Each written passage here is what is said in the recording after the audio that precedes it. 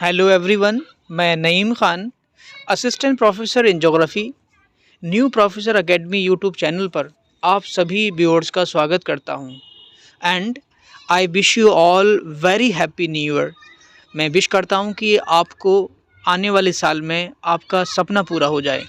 जिस dream job की आप तैयारी में लगे हैं वो जॉब आपको मिल जाए। तो आज की इस वीडियो में हम पिछली वीडियो में बात कर रहे थे जो यूपी में जीडीसीज़ में राजकीय महाविद्यालयों में असिस्टेंट प्रोफेसर की वैकेंसी आने वाली हैं, उसके फॉर्म जनवरी में इसी महीने के लास्ट तक एडवर्टीजमेंट आने की पूरी संभावनाएं हैं। तो उसी को मद्देनज़र रखते हुए बहुत सारे लोगों ने कमेंट लिखा था लास्ट वीडियो पर कि हम जीएस की तैयारी कैसे करें। उस पर मैंने एक वीडियो अपलोड की थी, लेकिन उस तैयारी को अमली जामा पहनाने के लिए हमें पेपर की समझ और डिफ़िकल्टी लेवल की समझ होना बहुत ज़रूरी है। तो आज की इस वीडियो में जो प्रीवियस ईयर का क्वेश्चन पेपर है, जो 2020 में जीडीसीज़ में असिस्टेंट प्रोफेसर की वैकेंसीज़ आई थी और जिसका एग्ज़ाम अप्रैल 2022 में हुआ था, उसमें जो जीएस के 30 क्वेश्चंस आए थे, आज हम उन क्वेश्चंस को सॉल्व करेंगे और समझेंगे कि उनका लेवल, डिफ़िकल्टी लेवल कैसा है। तो वीडियो में आखिर तक बने रहिए। उससे पहले कि हम वीडियो में क्वेश्चंस को सॉल्व करना स्टार्ट करें, आप ये देख लीजिए कि इस क्वेश्चन पेपर में साफ साफ लिखा है कि 1/3 की नेगेटिव मार्किंग होगी, 1/3, मतलब हर 3 क्वेश्चन गलत करने पर आपका सही वाला एक क्वेश्चन कट जाएगा। तो पेनल्टी जो है रॉन्ग क्वेश्चन पर वो 1/3 की रहेगी। तो पहले जो आपका जो ये वाला टेस्ट हुआ करता था, ये स्क्रीनिंग टेस्ट था, लेकिन अब इसके मार्क्स आपके मेरिट लिस्ट में जुड़ेंगे।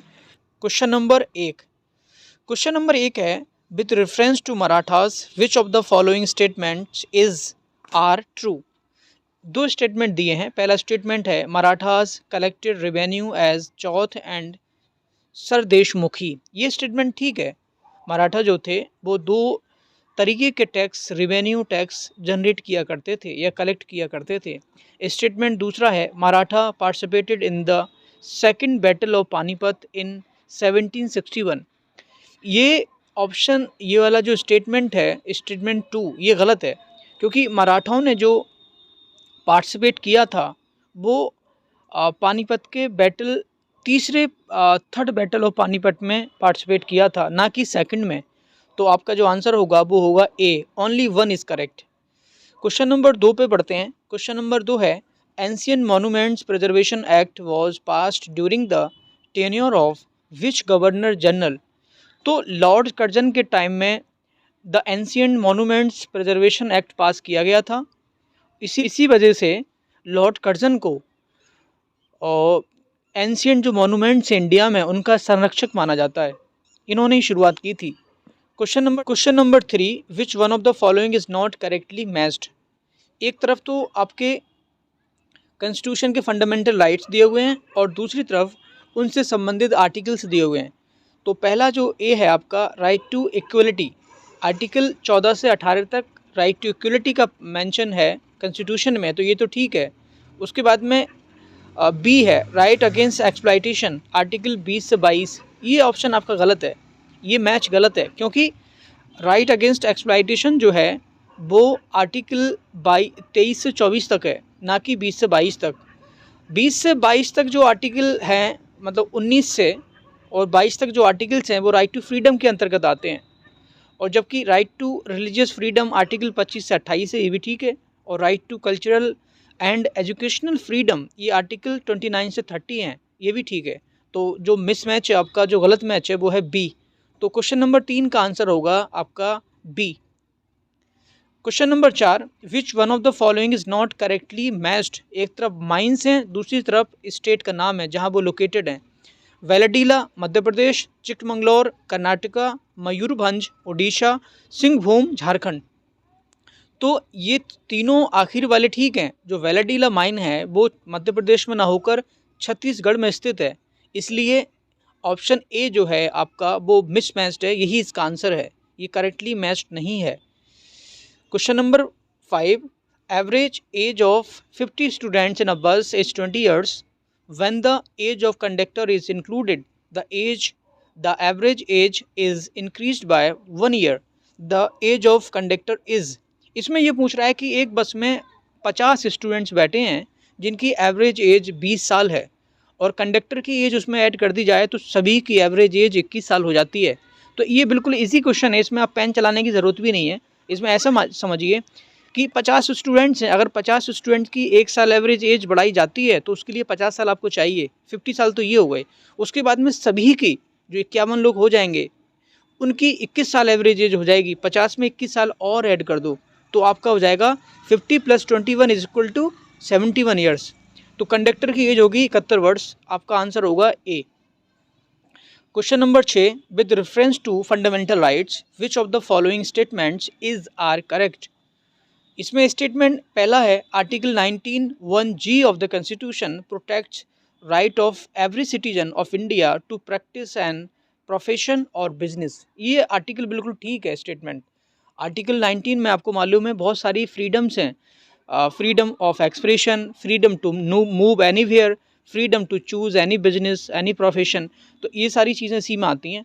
और स्टेटमेंट 2 देख लेते हैं, there is no fundamental right to carry on business of intoxicants under article 19(1)(g of the constitution. ये बिल्कुल ठीक है, कॉन्स्टिट्यूशन में प्रोफेशन के लिए आपको राइट दिया गया है, लेकिन इंटॉक्सिकेंट्स जो नशीले पदार्थ हैं उनको बेचने का अधिकार नहीं है।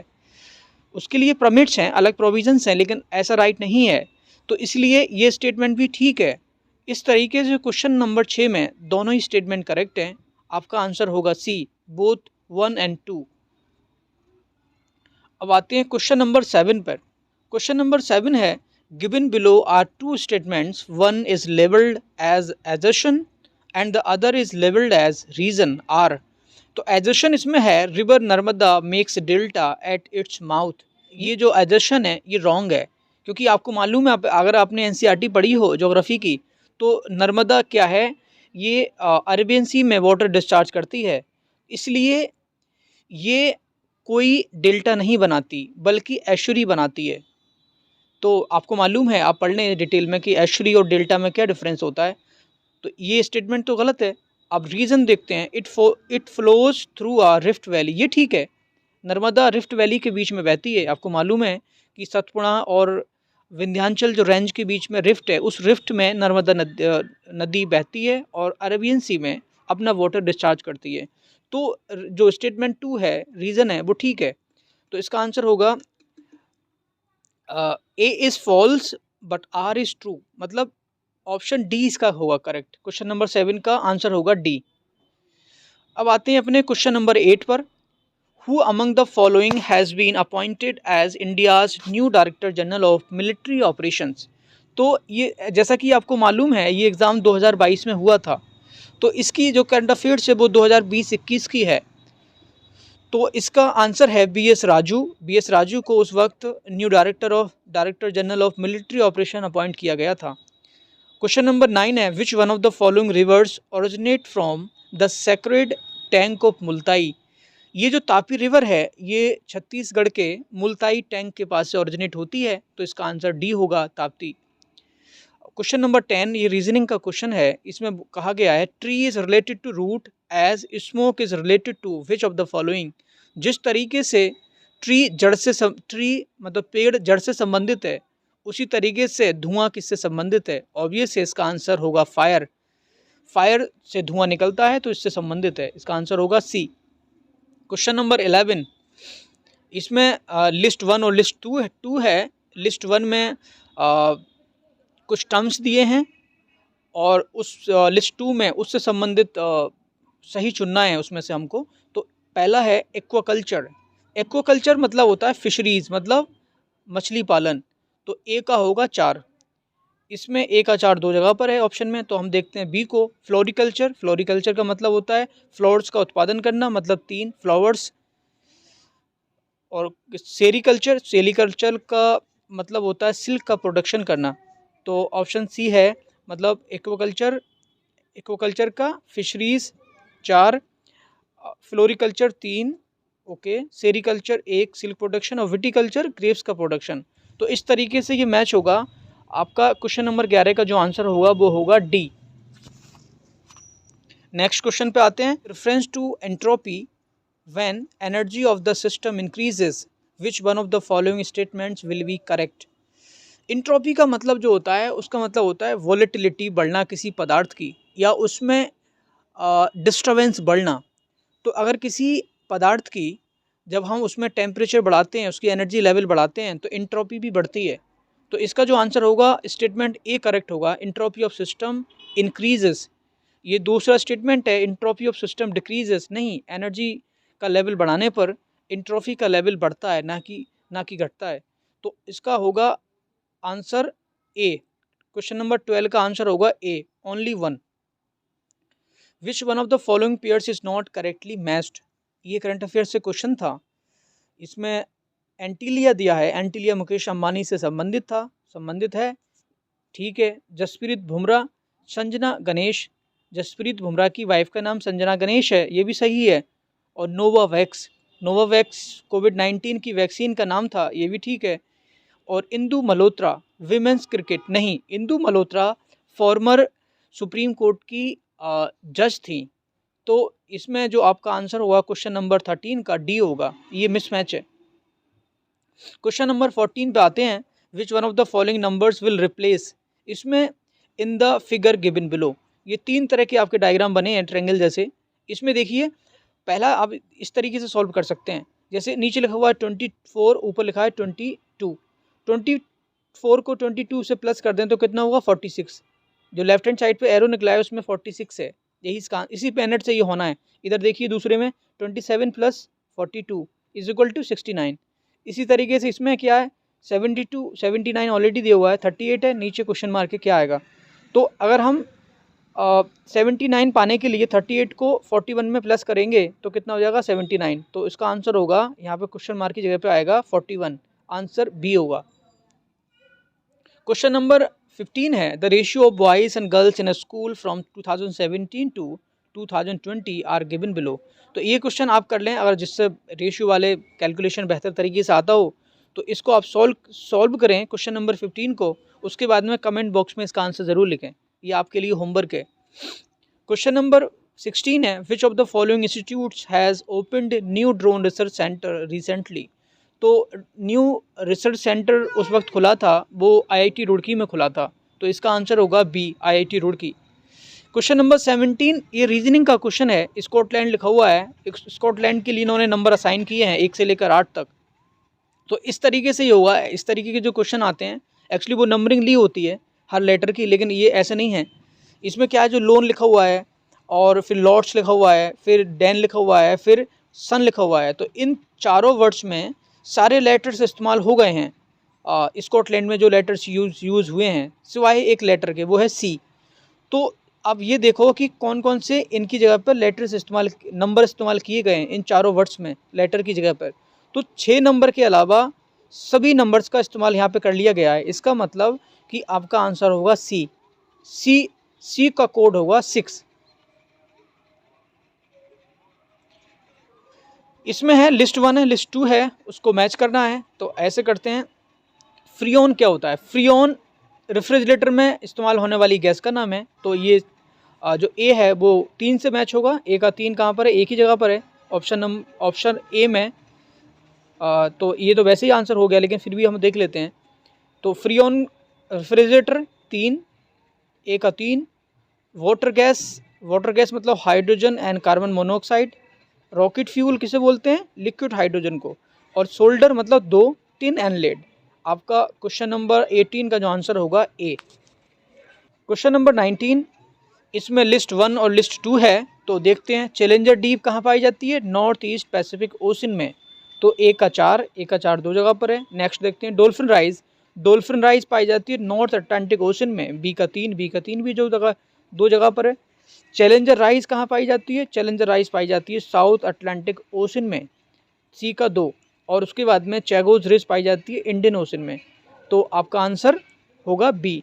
इस तरीके से अगर आपको मालूम है कि चैगोज रिज इंडियन ओशन में पाई जाती है तो आंसर आपका वैसे ही हो जाएगा, क्योंकि डी का 4 मतलब डी का 1 चैगोज रिज इंडियन ओशन, तो एक ही जगह पर है, सिर्फ ऑप्शन बी में और कहीं नहीं है। तो आंसर होगा इसका 19 का बी।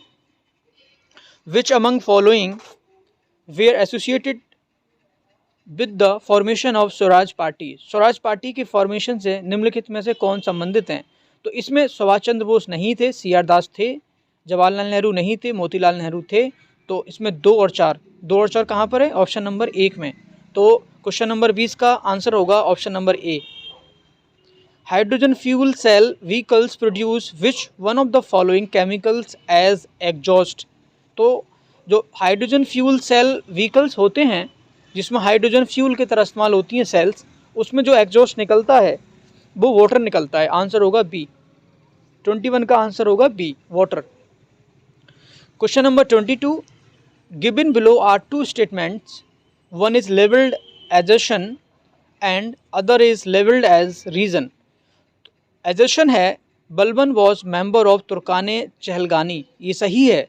बलबन तुर्काने चहलगानी के मेंबर थे। उसके बाद में बलबन ने ही तुर्काने चहलगानी को ख़त्म भी किया था, लेकिन तुर्काने चहलगानी को शुरू किसने किया था? इल्तुतमिश ने।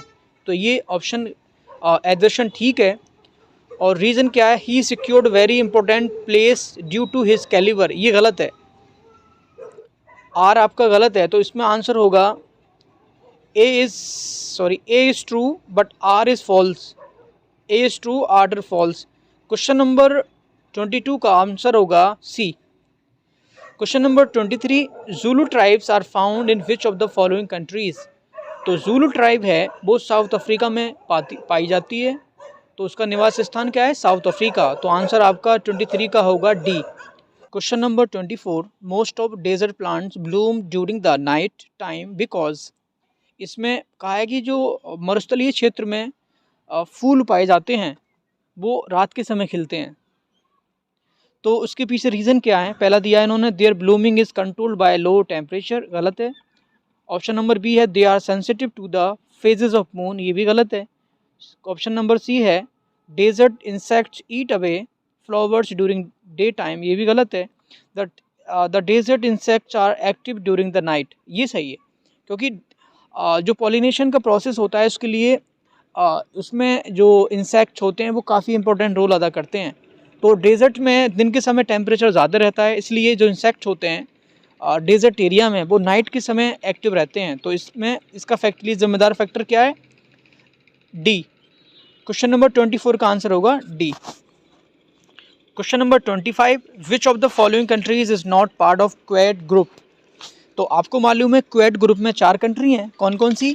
USA, Australia, Japan and India. तो आंसर इसका क्या हुआ? कतर। कतर नहीं है क्वेड का भाग। Question number 26, which one of the following statements correctly explains the meaning of deflation. Deflation का मतलब मंदी होता है, डिफ्लेशन का उल्टा होता है इन्फ्लेशन। इन्फ्लेशन का मतलब महंगाई। तो इसमें 4 ऑप्शन दिए हैं, value of money is rising. आगे के ऑप्शन देखते हैं, प्राइसेस आर राइजिंग, नहीं, प्राइसेस तो इन्फ्लेशन में राइज होते हैं, ये गलत है। एम्प्लॉयमेंट इज़ इंक्रीजिंग, नहीं, एम्प्लॉयमेंट तो घट जाता है डिफ्लेशन के टाइम में, न्यू जॉब नहीं जनरेट होती। और option number D, money supply is increasing, नहीं, मनी सप्लाई तो डिक्रीज़ हो जाती है, मनी सप्लाई तो इन्फ्लेशन में इंक्रीज़ होती है। तो इस तरीके से जो आपका आंसर होगा वो होगा A, value of money is rising. एक एग्जाम्पल की हेल्प से आप समझें, लेट सपोज कोई चीज़ आपको 100 रुपये की मिलती है, अगर वो आपको 80 की मिलती है तो उसको डिफ्लेशन बोलते हैं, मतलब चीज़ों के दाम गिर जाते हैं और लोगों के पास पैसा कम हो जाता है, तो पैसे की वैल्यू बढ़ जाती है। कोई चीज़, जो चीज़ आपको 100 रुपये की मिल रही थी वो 80 की मिलती है, इसका मतलब पैसे की वैल्यू बढ़ गई। और इसका उल्टा होता है इन्फ्लेशन में, जब 100 रुपये की चीज़ आपको 120 रुपये की मिलती है, इसका मतलब पैसे की वैल्यू गिर जाती है। तो डिफ्लेशन का मतलब the value of money is rising. तो क्वेश्चन नंबर 26 का जो आंसर होगा वो होगा A, value of money is rising. Question number 27, with reference to Aero India 2021 which of the following statements is are correct. It was organised in Bengaluru, सही है, बेंगलुरु में इसको ऑर्गेनाइज किया गया था। उसके बाद में delegates from 55 countries participated in it, ये भी ठीक है, 55 कंट्रियों से डेलीगेट्स ने इसमें पार्टिसिपेट किया था। तो ये दोनों ही ऑप्शन ठीक हैं, स्टेटमेंट ठीक हैं। तो आपका आंसर होगा सी, बोथ 1 और 2।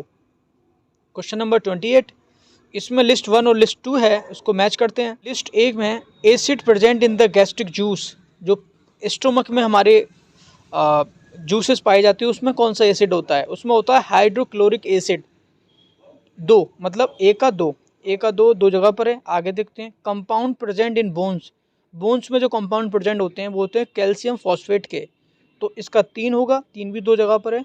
Acid present in vinegar. Acid में जो वेनेजर में एसिड प्रेजेंट होता है वो होता है एसिटिक एसिड, मतलब 4, तो सी का 4 एक जगह पर ही है, सी ऑप्शन। उसके बाद में बचा क्या?